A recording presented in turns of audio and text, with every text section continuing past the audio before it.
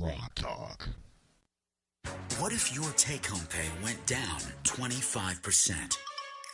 Where would you cut back? What would you do without? Senator Jeanne Shaheen cast the deciding vote for Obamacare. Now, employers may cut your weekly work hours from 40 to 29 to avoid the new taxes and penalties. Fewer hours, less money, tougher times. Tell Senator Shaheen you can't afford Obamacare. 3, 2, 1.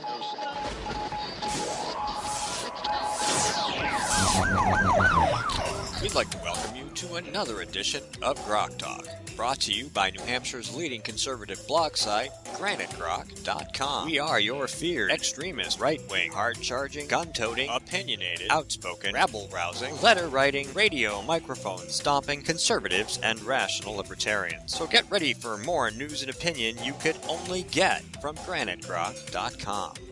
Grok Talk. Welcome back to Grok Talk. And I just switched my headphones and I sound weird now. Okay, more technical difficulties. Every week we're doing something screwy here. Welcome to the program. It is Saturday, October 25th, 2014. Happy birthday, Kimberly. And happy birthday to my son Zach, who's also having a birthday today. Oh my goodness. And all you other people who are having birthdays today, happy birthday. We don't want to leave you out. We'll get hate mail. And in about 3 days, it is happy 50th birthday to Ronald Reagan's famous Time for Choosing speech. Wow. Well, that's an important birthday, day of celebration. And that's one of the most famous political speeches of all time, in which Ronald Reagan drew the bold distinctions between socialism and liberty. And here we are today. And here we are, fighting for our liberty. Enjoying socialism, yes. Yes, thank Not you so very much. much, Not so much, Democrats. Anyway. Thank you very much, Republicans, who have been going along with this since Nelson Rockefeller. Well, we've got a couple of Republicans coming in today who would like to fight the socialism, and we'd like to tell you who those folks are. David DeVoy. These are all running for the House, New Hampshire House. Christine Vizenjak. And yeah, I had to look up how to spell that, but thankfully somebody else told me how. And Guy Comtois, all coming in this morning. Actually, Dave DeVoy is running for county commissioner. County commissioner. In Belknap County. Belknap. See, I got Right. that wrong. That's okay. Belknap County But commissioner. he's really, we have such a group, a tight-knit group of progressives in Belknap for the heard commissioners. a lot of stories about county commissioners in Belknap County. Yes, so he's going to run and maybe take one of those seats, and yes, it will be good for the taxpayer. It's lore. It's county commissioner lore. Yes. Oh, yes, that's always good. You And folks- anything that reduces the burden is good. Mm-hmm. And, of course, Jane Cormier is here today, and Mike Rogers. Skip has the day off. We're saying hi, because he should be at home watching, unless he's So asleep. once more, you have an entire room full of crazy Tea Party extremists.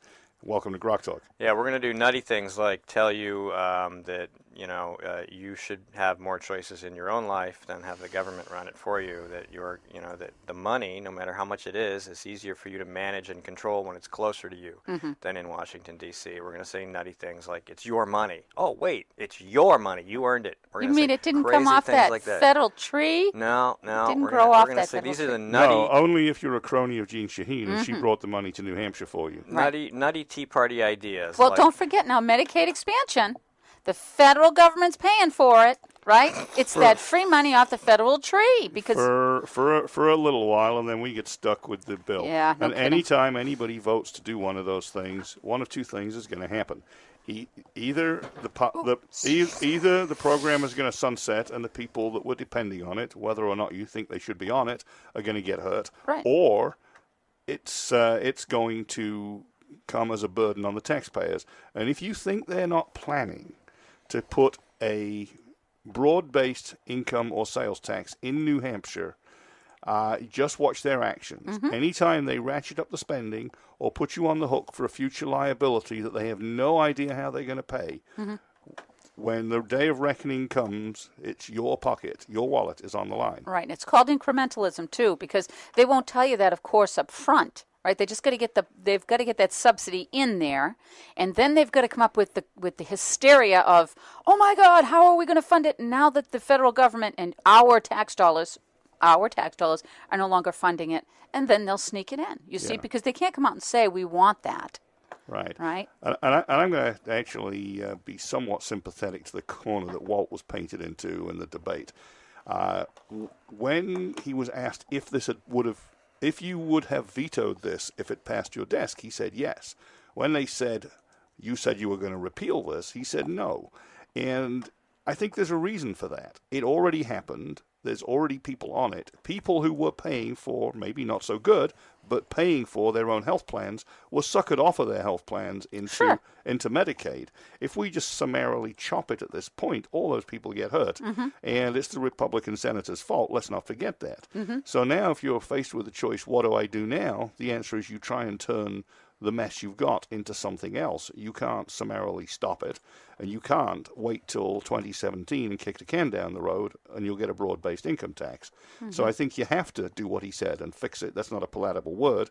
I would like to prefer... Is that possible, though? I would prefer to hear the words repeal and replace, Right. but that's the whole point. You've got to do something that will give those folks a choice of health care, preferably not 100% funded by the taxpayer. Right. Well, I think that the flack came up because at the beginning he did say that he was for replacing it early in the campaign. Yeah. And then that came out to be a non-palatable response because we all know that that's just not sensible. Leaders lead, and, leaders come up with other ideas. And so what he did, rather than come up with a good communication about what can be done, he just sort of said, well, we can't really repeal.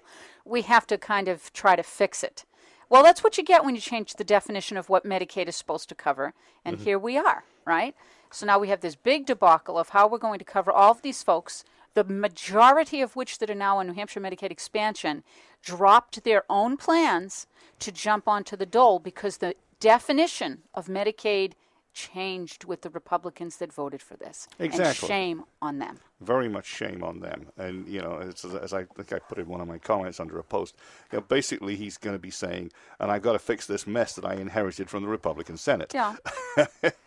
and we're never going to stop blaming the Republican Senate for those problems because those are the folks who got us into it. Absolutely. Knowingly. They wrote the bill that only half of their own membership voted for and all of the Democrats voted for. In other words, they wrote a gift to the Democrats. They certainly keep in mind that their argument was that they didn't have a choice, that there were Republicans who were going to vote for it anyway, and they were trying to soften the blow. Doesn't make a difference. Now, we can't leave the Democrats out, because the only reason the Republican Senate created a bill in the first place is because the Democrats made it impossible for them to not pass one. So we were going to get this one way or the other. I disagree. Stiles and what's-his-face were going to vote for it. Fight for it. It was going to pass. Fight for it. I don't disagree with you. Fight for it. I mean, we stood in those committee hearings. We went, a group of us went and stood up and looked the senators in the eye, and we looked everyone that we could in the eye to say, fight for what is right here. Do not cave. And to me, that was the worst thing they did. Stiles was always going to Bipartisan, folks. Did you watch the debates this week? Yeah. New Hampshire won. How many times did we hear the Democrat beat us with the word bipartisan? Bipartisan. Bipartisan to them means that we cross the aisle and go their way. Right. It never means the other. Absolutely. Compromise means we're the ones that are compromised. We did. Which is a dirty word.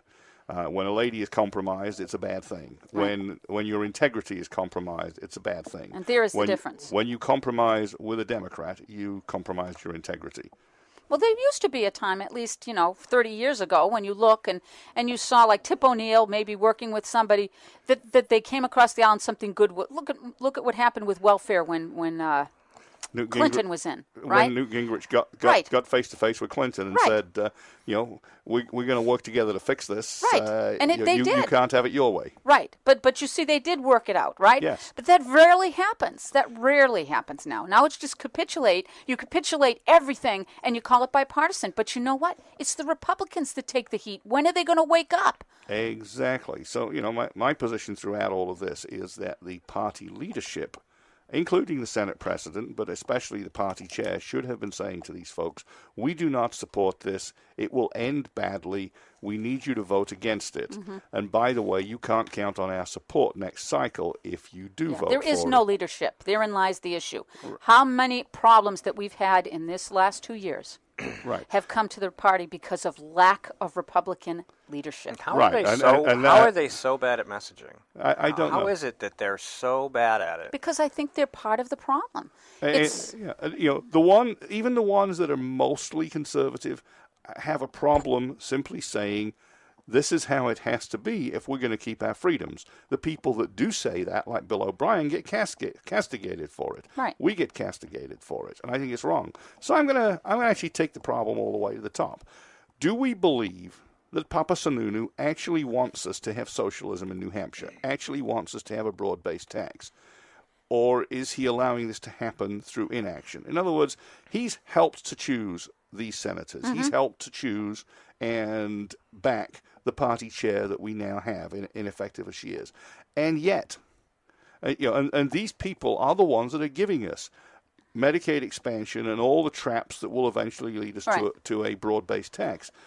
Do we believe that, therefore, it is deliberate intent from the Sununu camp, or is it that in their attempt to get some malleable people into place, they found out that the people have got no spines? I don't know. I think that it could be some of both of it. I don't personally believe that they're pushing for socialism. I don't think so either. But having watched Sununu Senior face to face with Fred Thompson, of all people, who's normally conservative, arguing the toss in favor of the Electoral College as opposed to this incremental proportional representation that the socialists want, I think the guy understands it and gets it. The problem is, I believe that in his desire to keep control over the party, there it is. He's allowing or encouraging malleable people. And what you malleable people meaning people that he can control with what he believes is the proper message. The problem is that those people are equally easily pushed around by the Democrats. Of course.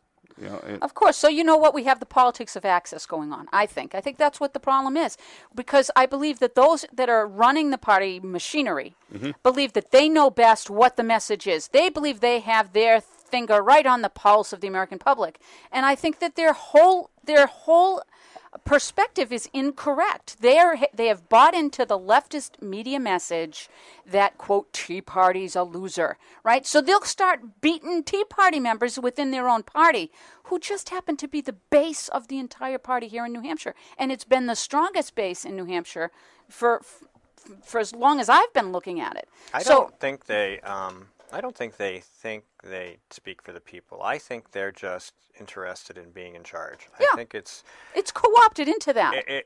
They're not so much interested in what the grassroots wants. No, not at all. They're interested in just being at the top of the pile. They want to be in Concord. They want to be in D.C. They want to have the right connections. They want to have the right voices. They want to get invited to the right parties. Yes. The only reason they back the First in the Nation primary is because everybody comes here and they get paid attention to, and exactly. That's what they want. I agree with you 100% about that. I think they arrived at that place, though. Not because they believed in the grassroots or anything. I 100% agree with that. I mean, they would bash us as quick as they could bash a Democrat.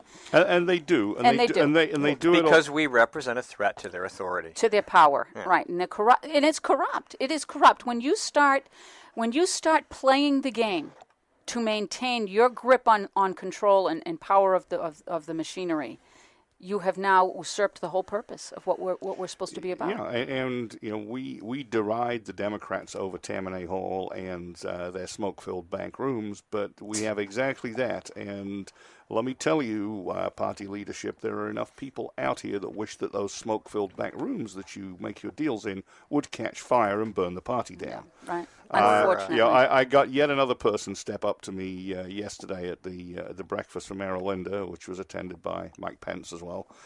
Mike Pence, by the way, is a great speaker, and I have video of that.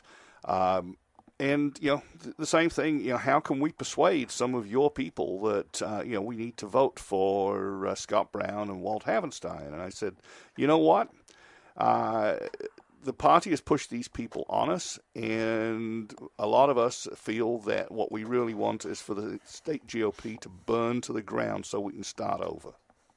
Isn't that a sad thing, huh? I find that a sad message, but what's left when you have tried in every venue to grab attention, to make them hear what the folks are saying? Because the folks do not want these moderates running running the show in our party here in New Hampshire. No. Well, as Steve put it most excellently, and I'll let him grab credit for the coining of the word. When you have a state party which looks like Jeb Bradley,